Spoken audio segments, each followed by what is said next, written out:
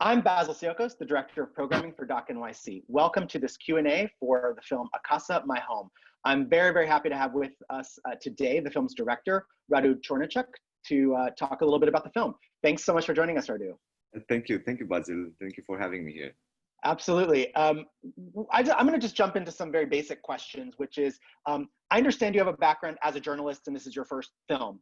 How did you meet the family? Was it through a story you're doing? And how did you decide to not do a sort of a journalistic piece, but to do a film about them instead of writing about them or whatever it was? It was actually I met them while I was researching for a story for a reportage, a story about the place that the family was living in. I vaguely knew that there was still someone living there because in the 90s this place was quite populated, let's say, by Turkish Roma. And while I was interviewing the people there, like the authorities and so on, I stumbled upon two half-naked kids running through the tall bushes. And it was such a strange image to see, just 500 meters from the city center of the capital. So, and we approached them, and they were very curious at first, and very willing to introduce us to their dad. The dad worked very closely with the campaigners that managed to get the protection status for this abandoned land and make it a natural reservation. So he was quite, let's say, used to cameras and journalists coming there because he was the local fixer, basically.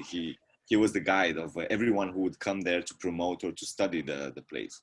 So he was also, of course, he had his little scripts, like he had his, we're going to do a boat trip and then we're going to go and this and there, and then you're going to see this very rare species of plants and birds or whatever.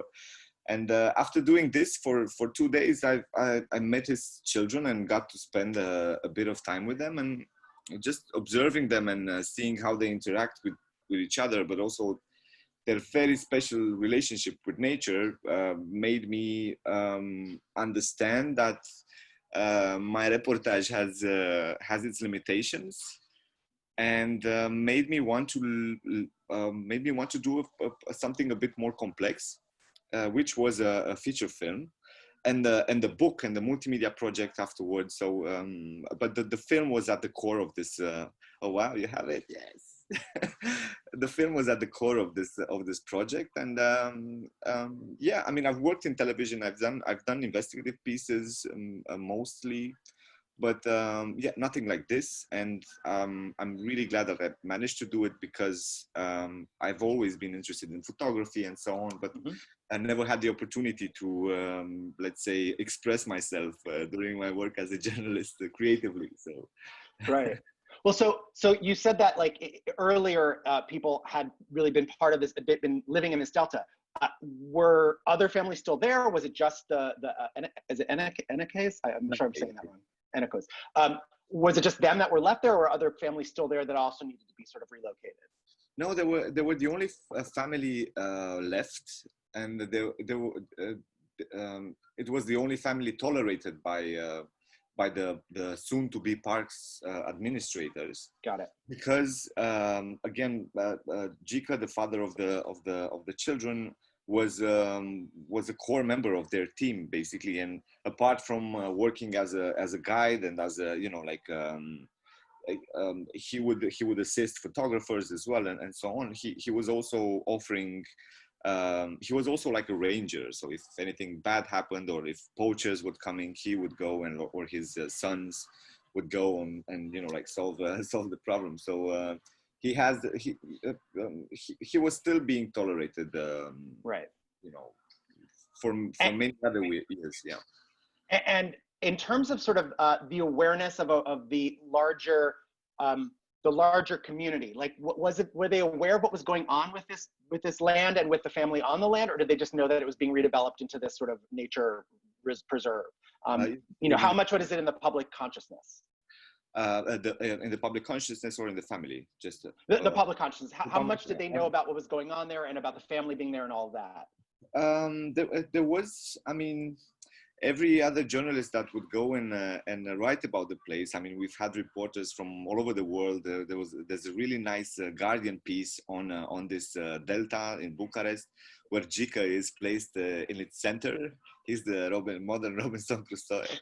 So I would say there were in the especially after they announced the you know the that they'll make a reservation, it became quite popular. It all started in 2012 when a team of reporters from National Geographic did a piece, did a reportage on this. Basically it was a garbage dump back then, but they discovered, I mean, they really researched the place with scientists and so on, and they discovered like tens of species of birds and animals and plants, and they were the ones that they actually started the whole campaign to obtain the protection status. And they founded this foundation that managed to bring even Prince Charles and to promote the place, and managed to do enough enough lobby in the government to obtain the whole to obtain the formal agreement in the end. So I would say, like, for many years, almost 30, the place was no go for everyone in Bucharest. You wouldn't go there because, apart from the garbage around the cement belt, there were wild dogs inside, and funny, there was some funny, not funny, but there was some bad urban legends about that place, so nobody would go there. And funny enough, these urban legends kept the place quite protected and let nature, that led to nature actually making its own thing and transforming the place in one of the most spectacular urban ecosystems in the world.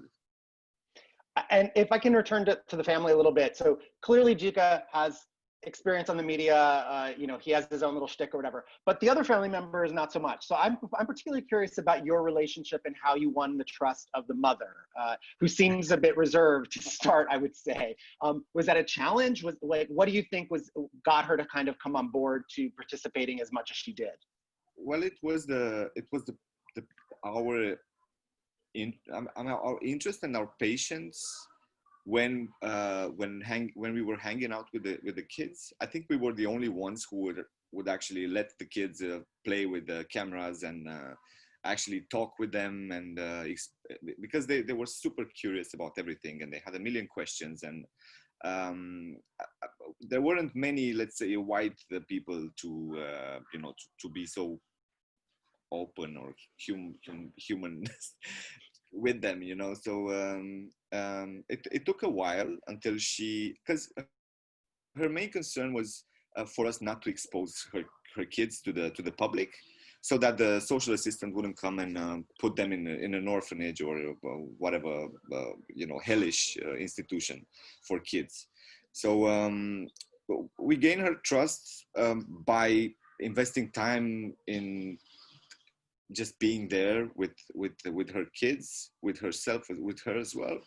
But also, like, she became even more relaxed when we told her that we're there to make something a bit more complicated, which is a film. We don't know when it's going to end, but it's not going to be this year. So and it would be great if if we can come here now and then and just spend time and try to understand a bit more about their life there and so on.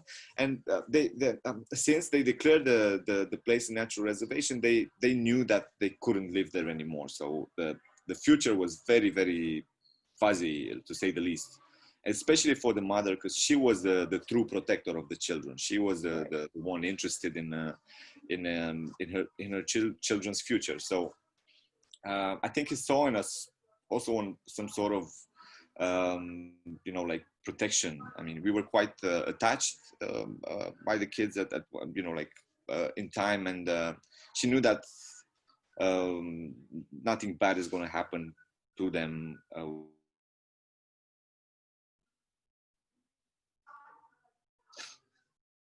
Right. So you froze a little bit. Sorry for the brief lag. Can just on a on a practical level, how many months, how many years did you film them in the refuge, and how did you film them in the city? Like, what was the breakdown of time for the project? Initially, the whole place should have, should have had like a formal administrator and police on horses protecting the area and so on in 3 months. But because of the beautiful, complicated Romanian bureaucracy, this happened 2 years later.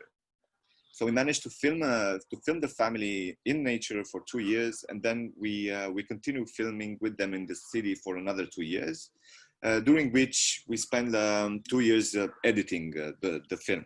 So it was 4 years of their life, and more or less half and half in terms of let's say locations. Right.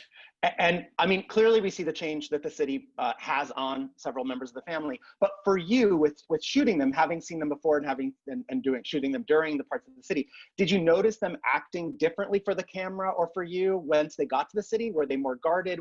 Did you notice it like in the moment as well, or was it more of an after the fact that you noticed the larger changes that were taking place?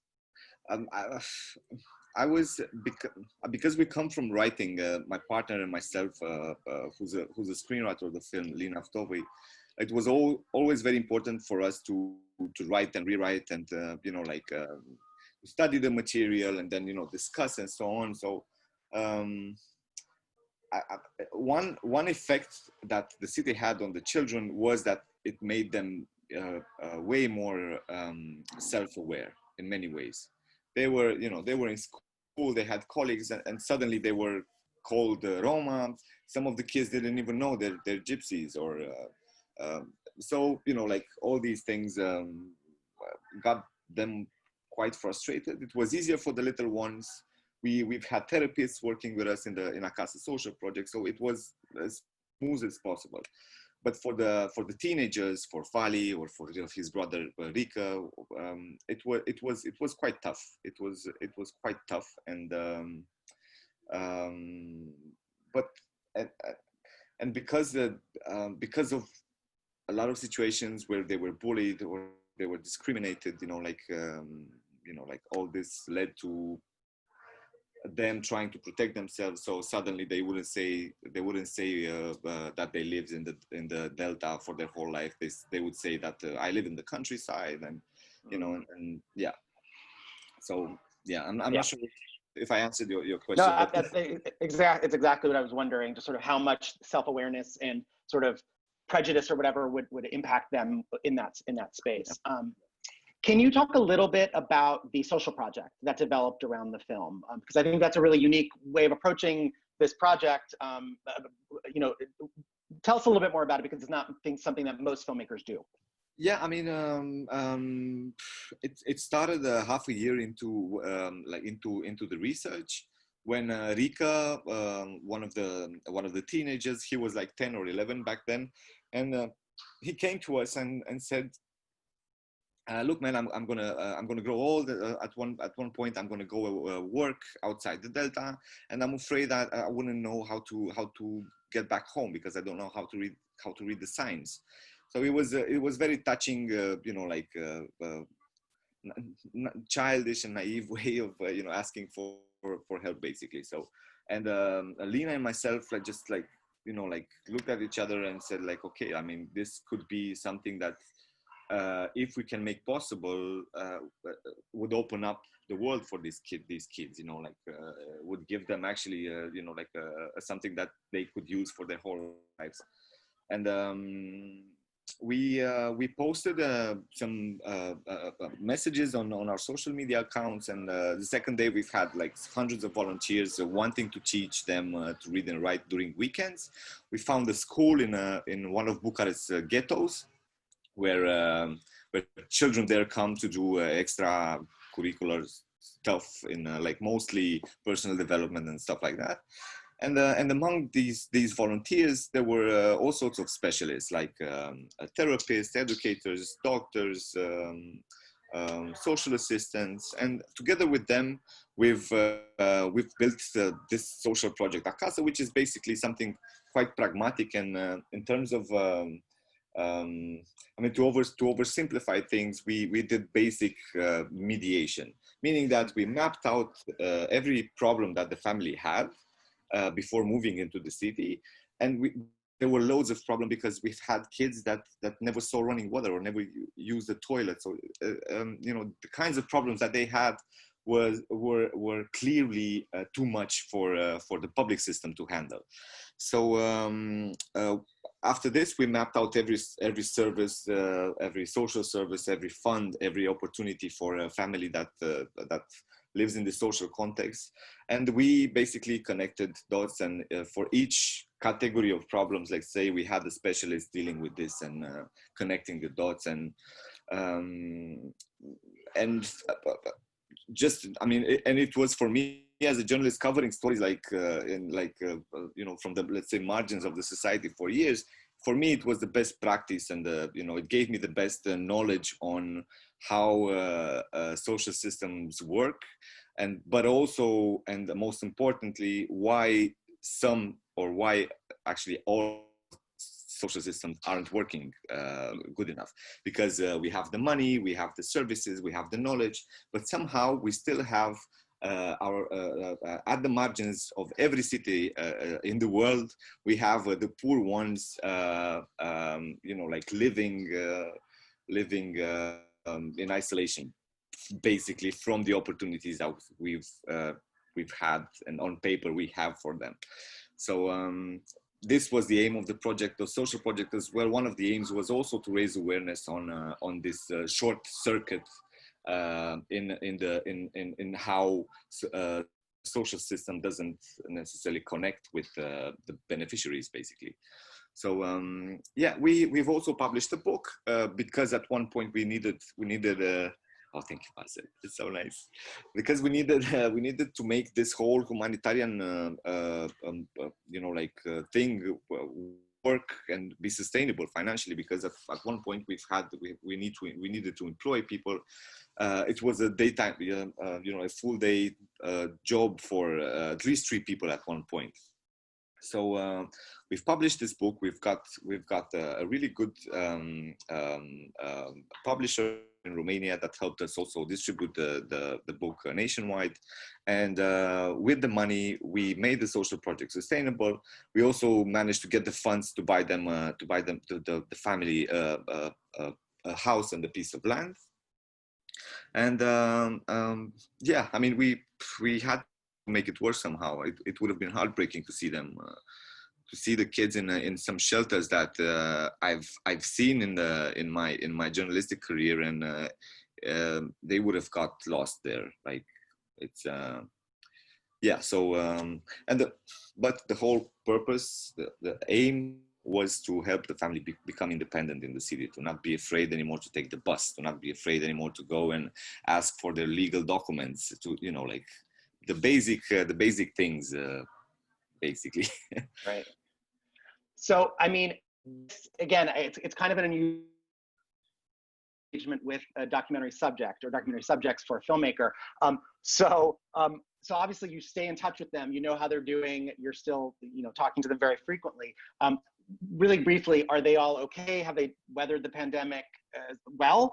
And then I have a follow-up beyond that, but just answer that question first, and we'll get to it. Yes, I mean, there are still a lot of us. I mean, every crew member in the film did their time as volunteers.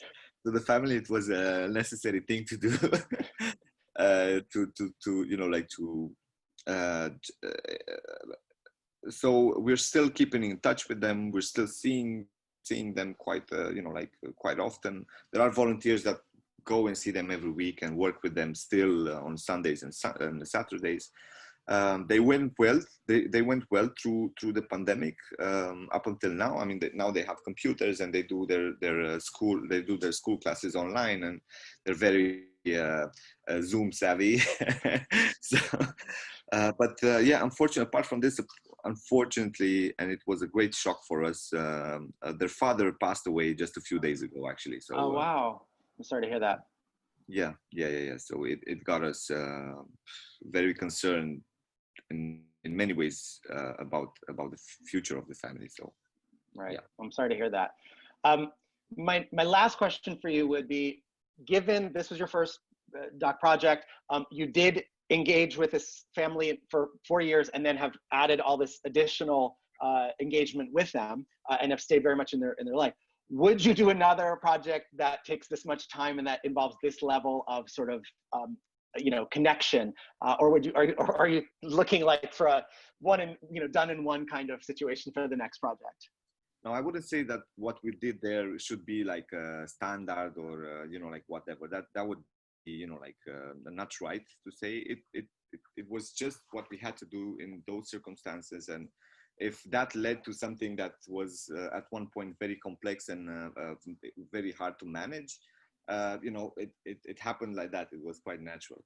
I don't know. Each project has its own let's say ecosystem and has its own dynamic, and